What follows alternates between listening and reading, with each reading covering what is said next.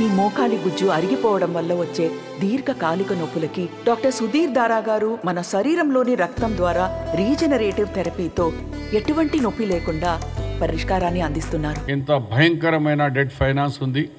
మరి ఈ విషయం కూడా పిఎస్సి మెంబర్లకు తెలపడం జరిగింది. దాంతో సహా మరి ఈ ఇరిగేషన్లో ఉత్తమ్ కుమార్ రెడ్డి గారు ఇరిగేషన్లో జరిగిన అవకతవకలు కానీ మన కేవలం ఒక కాళేశ్వరం మీద 85 నుంచి 90,000 crores ఖర్చు పెట్టి కనీసం 90,000 ఎకరాలు కూడా మనం సాగునీరు ఇవ్వలేకపోయినారు. దాంతో సహా ఇతర మహబూబ్ నగర్ అలాంటి ప్రాజెక్ట్స్లో కలిపితే 1,30,00,000 రూపాయల వరకు వాళ్ళ కోట్లు ఎలా అయింది. అది ఆ విషయంలో కూడా వాళ్ళు వైట్ పేపర్గా మా పార్లమెంట్ అసెంబ్లీ సమావేశంలో ఈ చర్చ కూడా జరగబోతుంది. ఆ డీటెయిల్స్ కూడా ఇస్తే ఆ పార్టీలో మొత్తం రాష్ట్రంలో మేము 6 డిక్లరేషన్ ఎట్లా తీసుకుపోయినామో ప్రజా గ్యారంటీ స్కీమ్స్ అలాంటిది ఈ కార్యక్రమాన్ని కూడా ప్రజల్లో తీసుకుపోతున్నాం. ఫైనాన్స్, ఇరిగేషన్, దాంతో సహా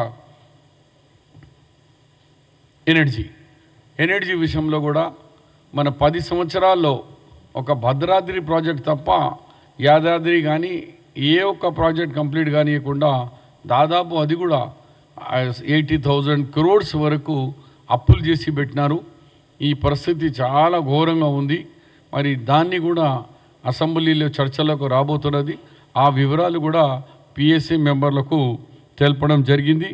అది ఎందుకంటే అసెంబ్లీలో జరుగుతుంది కాబట్టి దాని డీటెయిల్స్ మేము మీడియాకు చెప్పరాదు, లేకుంటే అది కూడా చెప్పేవాళ్ళం. ఎల్లుండి అసెంబ్లీలో ఈ విషయాలు అసెంబ్లీలో ప్రవేశపెడుతున్నాము. తర్వాత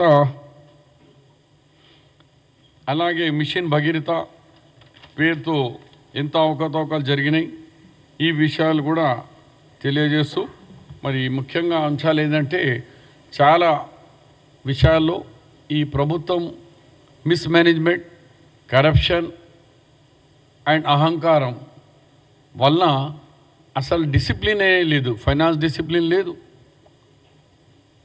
దాంతో సహా ప్రభుత్వంలో లా అండ్ ఆర్డర్ సిస్టంతో సహా ప్రభుత్వంలో ఎట్లా జరపాలని కూడా లేదు.